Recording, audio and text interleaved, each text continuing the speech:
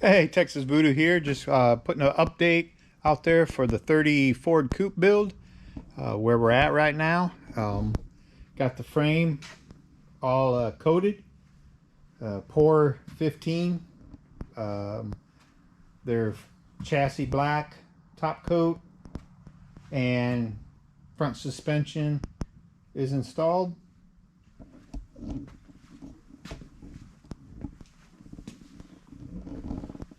Kenny Bell axle, got the metric calipers, Ford rotors.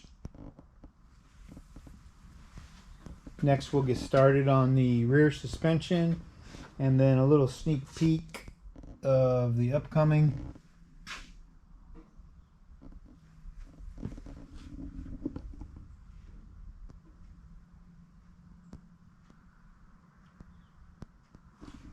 That's where we're at right now. Please like, subscribe, hit the notification bell. Try to get my subscribers up, views up, likes up, everything up. All right, y'all. Have a good day.